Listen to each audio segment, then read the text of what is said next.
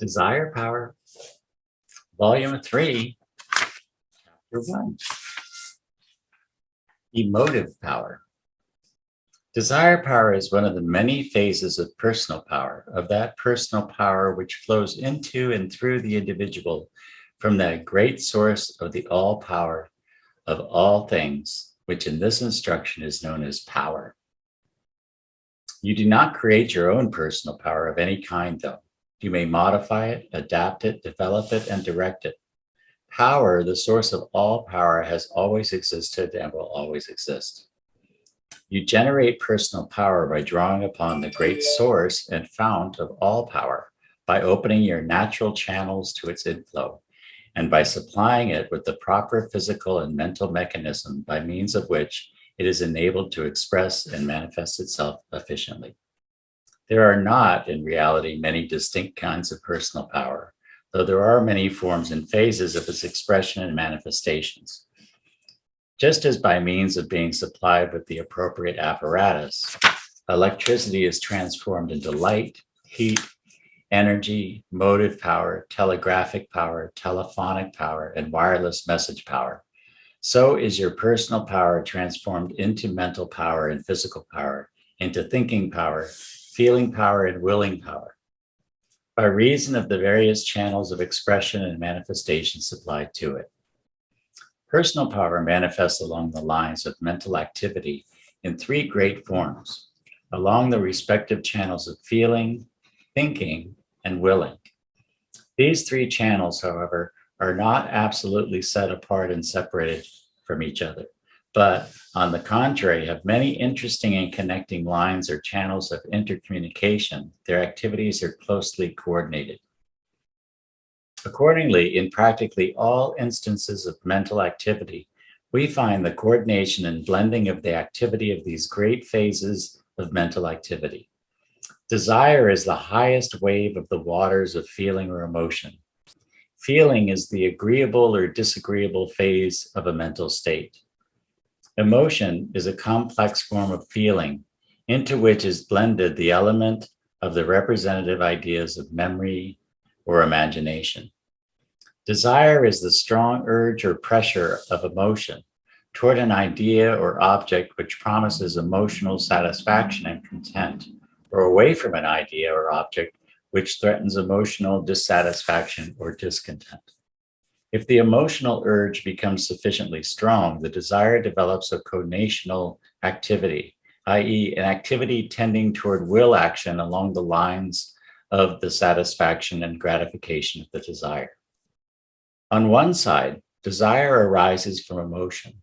On the other side, desire evolves into conation, and conation is the elementary active phase of will.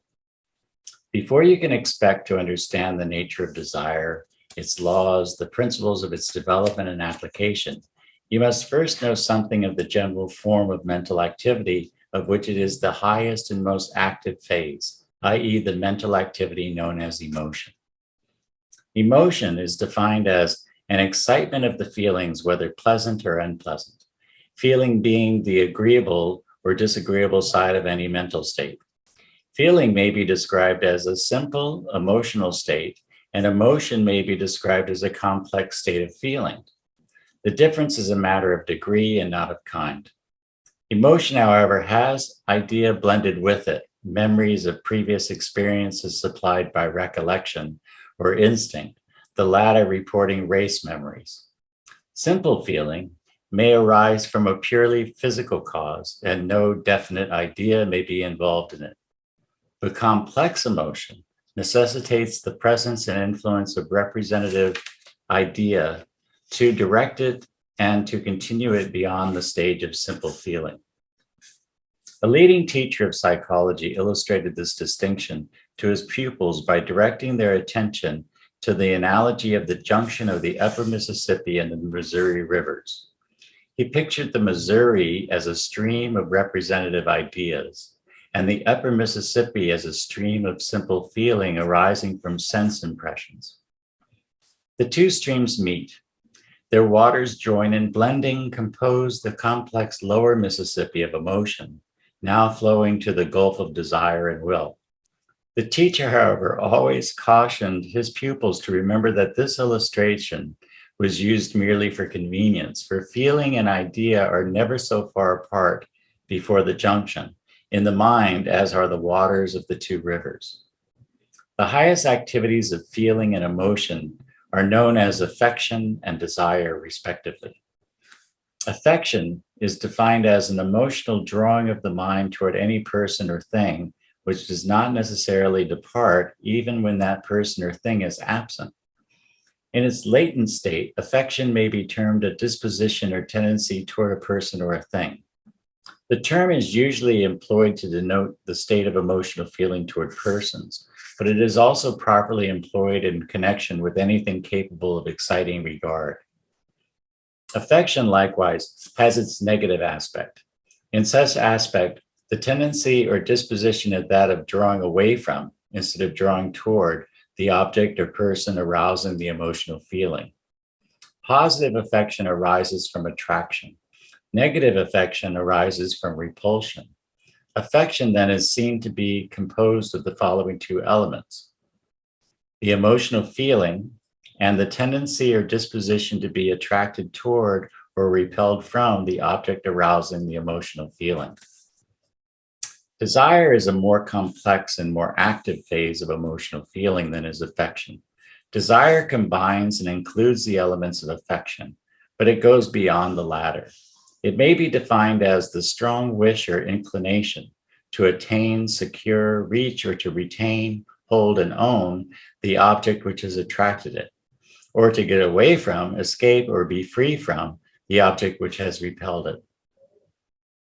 Desire always reaches out to the object of positive affection or withdraws from the object of negative affection. Affection simply is attracted toward or repelled by its objects. Desire takes up the task where affection drops it, and then wishes to lay hold upon the object, to possess it or attain it, or in its negative aspect, to avoid or escape from that object. Affection, in its positive phase, loves the object. Desire, in its positive phase, not only loves it, but also wants it, and is not satisfied without its attainment or possession. Note this distinction, for it is important in the application of the fundamental principle involved in desire. The power inherent in emotion is indicated by the term designating it. The term emotion is derived from the Latin form emotio, meaning a moving out. The latter term, in turn, was derived from the Latin prefix e, meaning out, and the verb movio, meaning to move. The essence and spirit of the term, as indicated by its origin, is that of movement, motion, activity. It is significant that the same Latin verb movio, which supplies us with our English term emotion, also supplies us with our English term motion. Both terms mean to move. The E in emotion, specially indicating outward motion, to move outward. So that motion and emotion are seen to be closely connected in origin and meaning. Motive power and emotive power are but forms and phases of the same thing at the last analysis. Some philosophers indeed claiming that they are one in essential principle. Too many persons have fallen into the habit of undervaluing emotion and of rather being inclined to apologize for its presence and manifestation in and by themselves. They seek to give it a subordinate place in the trinity of mind and to exalt above it the coordinated elements of thinking and willing, respectively. This principally because the term emotional has been attached to and associated with certain unattractive phases of emotional activity, as for instance, the sickly sentimentality, maudlin sentiment, the slushy gushing, and the neurotic hysterical hyper-emotionality manifested by certain persons who are regarded as being quite emotional. The abnormal has been mistaken for the normal, the morbid for the natural, and the healthy state. Emotion includes not only some of the richest and most noble elements of our mental and spiritual natures, but also much that is of the most practical, pragmatic value in our everyday work and activity. Not only does it manifest its presence in those experiences and activities which we usually include in the category of the things of the soul, but it also is found to play a quite important part in the activities of the intellect and of the will. In fact, emotion illustrates the aptness of the term emotion by imparting motion and activity to both intellect and will. The promise implicit in its name is fulfilled in its actual accomplishment. Emotion includes in its category that which thrills the heart of man and which causes him to manifest the fine forces of affection, love, and friendship. It contains within its realm the desires which urge him forward on the path of life and which direct his vision to the banner of victory placed far ahead over the portals of the future. Emotion lies much closer to the heart and nearer to the springs of human action than does intellect, great as are the achievements of the latter, and it plays a highly important part in the determination of the character of the individual. While we extol the virtues of intellect, let us not ignore or undervalue those of emotion. Man does not live by intellect alone. Emotion must be present to add spirit and soul to the body of personal power. Man has a heart as well as a head. In fact, the heart plays a greater part than does the head in the actions of mankind as a whole.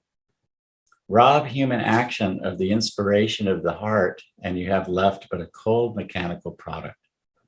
Remove emotion from human life, and you will have taken away the source of its greatest beauties and charm. The man of personal power has intellect, emotion, and will well balanced. This constitutes the balance of poise and power. Intellect is not to be undervalued. Will is to be viewed with respect and admiration, but emotion is seen to be the essence of the life and soul of the other two elements and of the individual as a whole. Well says the old adage, keep thy heart with all diligence, for out of it are the issues of life. But more to the point, at least in the case of the practical men of the world who may read these words, is the fact that in emotion is to be found a practical phase of personal power, a force or energy which enables men to attain, to accomplish, to succeed, to do things worthwhile. It is one of the tragedies of our modern educational system that while the greatest attention is devoted to training the head, training the heart is practically neglected. It is generally considered quite practical and according to common sense to train and cultivate the intellect.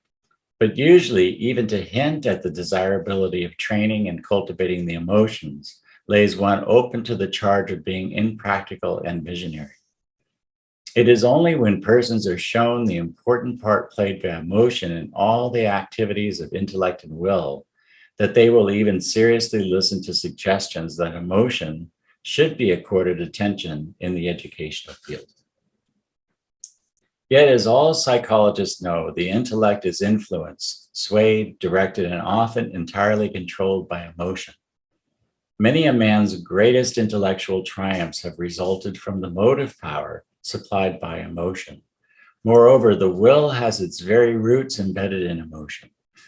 The motives which move the will to action are always found to arise from emotion. These are not mere general or careless statements made to strengthen the argument. On the contrary, they express the cold, hard facts of scientific psychology. The fact that such statements may be new to you is but another proof of the public neglect of this important subject. Ribot, in the following statement, ably sets forth the conclusions of those philosophers, psychologists, and physiologists who maintain that emotional feeling is the most fundamental aspect of the life of all conscious creatures, and that it underlies the phase of intellect in the scale of evolutionary development. That in fact, it constitutes the very kernel of life and mind, as these are found to be manifested in living forms. He says, concerning the place of the feelings in the total psychic life, I wish to say that that place is first. The feelings appearing first, it is clear that they cannot be derived and are not a mode or function of intellect, since they exist by themselves and are irreducible. Thus stated, the question is simple and quite evident. The physiological evidence in favor of the priority of the feelings need only to be recalled. It all centers in one point. Organic vegetative life always and everywhere appears before animal life. Physiologists constantly repeat that the animal is grafted on the vegetable which precedes him. Organic life is directly expressed by the needs and appetites which are the stuff of the affective life. The myriads of animals are only bundles of needs, their psychology consisting in search for food, in defense, in propagation. But even closed in as they are from the outside world, desire in them is not less intense. Even in man, fetal life and that of the first months after birth is much the same, almost made up of satisfied or unsatisfied wants, and consequently of pleasures and pains. From the purely physiological point of view, intellect appears not as mistress, but as servant. The psychological evidence is not difficult to supply and indeed has already been presented by Schopenhauer in so brilliant and complete a manner that it would be a bold task to present it afresh. For Schopenhauer, to will is to desire, to aspire, to flee, to hope, to fear, to love, to hate. In a word, all that directly constitutes our good and our ill, our pleasure and our pain. Will, in the sense indicated by Schopenhauer, is universal. The basis of consciousness in every animal is desire. This fundamental fact is translated into the impulse to preserve life and well-being and to propagate. This foundation is common to polyp and to man. The differences between animals are due to a difference in knowledge. As we descend in the series of intelligence, becomes weaker and more imperfect, but there is no similar degradation in desire. The smallest insect wills what it desires as fully as does man. Desire, will, is always equal to itself. It is fundamental. It is a fact anterior to all intelligence and independent of it. It is the basis of character. The man is hidden in the heart and not in the head. Its power is sovereign. It is not reason which uses desire, but desire which uses reason to reach its ends. Under the influence of intense desire, the intellect sometimes rises to a degree of vigor of which none would believe it capable. Desire, love, fear render the most obtuse understanding lucid. Desire, guided by experience, rests upon proved pleasure and pain, seeking one and avoiding the other. Impulse is the primordial fact in the life of the feelings. Spinoza sums up the whole spirit of the question in his passage. Desire is the very essence of man, from which necessarily flow all those things which tend to preserve him. Indeed, philosophers have even dared to speculate that just as desire feeling is the essence and kernel of the life of the individual, so a cosmic desire feeling must be postulated as being the very essence and kernel of the cosmos, of all nature. In all of her manifestations and forms of expression, inorganic as well as organic. Indeed, philosophers have even dared to speculate that just as desire feeling is the essence and kernel of the life of the individual, so a cosmic desire feeling must be postulated as being the very essence and kernel of the cosmos, of all nature. In all of her manifestations and forms of expression, inorganic as well as organic.